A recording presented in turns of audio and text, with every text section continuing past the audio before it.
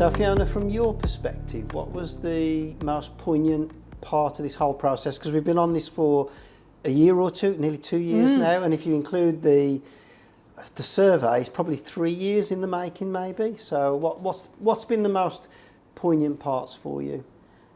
I think the part that sticks in my mind the most whenever we talk about it is going off to do a workshop for a whole load of OD leaders and asking them what makes leading in higher education different, because that was the question we were really pursuing at the time. And they had a big long think about it and said nothing. And I remember coming back from that and thinking, wow, it was really interesting what they came up with. And it just posed that question that I think took us to the outer ring of the diagram. And it really made me think. So whenever I go and think about the framework, that's probably the first thing I go to, is just asking that question. They just went, there's nothing different about it. Leading is the same wherever you go. It's really interesting, isn't it? Because the survey and the report were reaching for what works in higher education. And I would say, having worked in different sectors, higher education is very different to other sectors. There's similarities, but the way that you lead in higher education has got some sort of unique dimensions, or some very specific dimensions, I think. Yeah, I think that whole piece about collegiality is really important. Although if you were thinking about that in terms of a different type of organisation, I think you can also translate at least some of that into kind of facets of trust and how you build trust. And I think that's probably a little bit maybe different. And I think as we were thinking about, as you were talking about that, there's an increasing amount of complexity in the world. And so lots of organisations are having to deal with complexity. My experience when I came into higher education was it was very, very complex compared to lots of other organisations I had worked with and worked in. And it had been quite stable for a while. And so my experience was that lots of the people in senior leadership positions were brilliant academics, great researchers, let's say, but they'd never really had any or very much leadership development.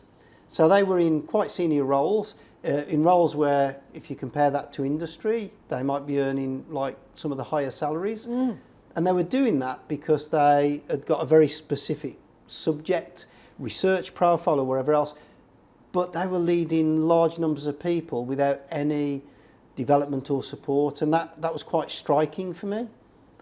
Yeah, absolutely, and I think I've seen that since my time starting at Advance HE, that real need to help people who've been on these really singular research career paths very often, where they've been focused on their subject, and helping them to really think about what it means to lead, to influence, to bring other people along with you, to develop departments and areas where people really work together and deliver what they need to for the organisation as a whole, as opposed to just thinking in that kind of siloed mentality that researchers actually really need to often at the beginning of their career to be able to progress. Yeah, to have that success in research, almost you need a set of qualities that are not diametrically opposite, but quite different to the qualities that you might need for leadership. And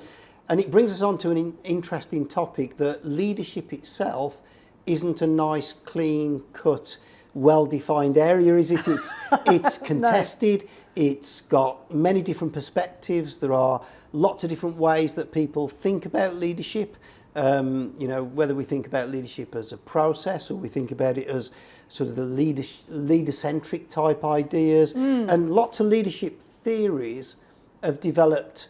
Let's just take since the Industrial Revolution, there have been lots and lots of themes that have developed in leadership development, and it's not as though one new theme or one new idea sort of overtakes the old one. You've got a mix of lots of different ways of thinking about leadership. Yeah, and I think we can see that as well as the world becomes a more complex place, that place for the kind of great man theory of leadership that we saw in the 80s and 90s. That's the 1880s and 1890s, hopefully. Yeah, not the 1980s and 1990s, although I did see a lot of it. Well, there was a lot of it there. If you looked on Yeah. the bookshelves, there was huge amounts of, you know, how I turned around my, Yes. you know, the Alan Sugar, how I turned around my companies Yeah. kind of look.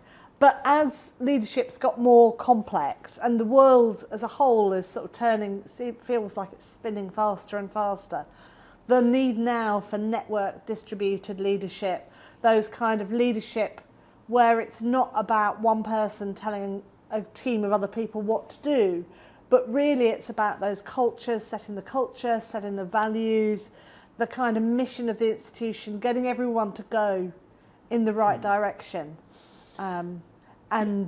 Just that kind of keeping people moving in the right direction, but feeling like they're empowered to be able to make their own decisions as they go along on that journey, knowing what the organisational needs are and responding to them themselves. And coming back to some of our early work, I remember when we were sort of doing the webinar series for the professional standards framework for teaching and supporting learning.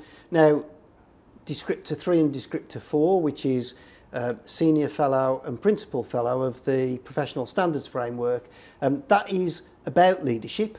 And so there are some elements of that in the Professional Standards Framework, but really that's sort of not in the same depth or breadth that we have in the sort of in this framework that we've developed. And what I found in those webinars were that lots of people, as we started to talk about those leadership elements of teaching and supporting learning, were feeding back about the need for a specific framework that dealt with that. And we saw that in some of our early research as well, didn't we? I think we saw a lot of that. I can't think of any conversation that we had about the framework where people didn't say, we need this.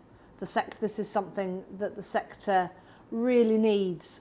Lots of people, particularly in those organisational development roles, talked about how hard it can be to get people to step up into those leadership positions in the first place, and that people would really rather not do that, and there's no incentive or reward for people to feel like that's a place they want to go to. So hopefully one of the things that the framework will do is make people think, actually, I could want to be a leader. I could have a real impact doing that. I can see how I can actually have a bigger impact as a leader than I can as an individual contributor. And that hopefully will help people to really think about whether that's something that they do want to do and develop in their careers. And I think for institutions, we've seen how the professional standards framework has played a really important part in raising the profile of teaching and learning as a alternative or equivalent or aligned path to research. And I think at the moment probably leadership is in that same place that teaching and learning careers were maybe 20 years ago in the UK, certainly. And so hopefully this framework will help institutions to raise the profile of leadership in higher education. Yeah, that would be phenomenal.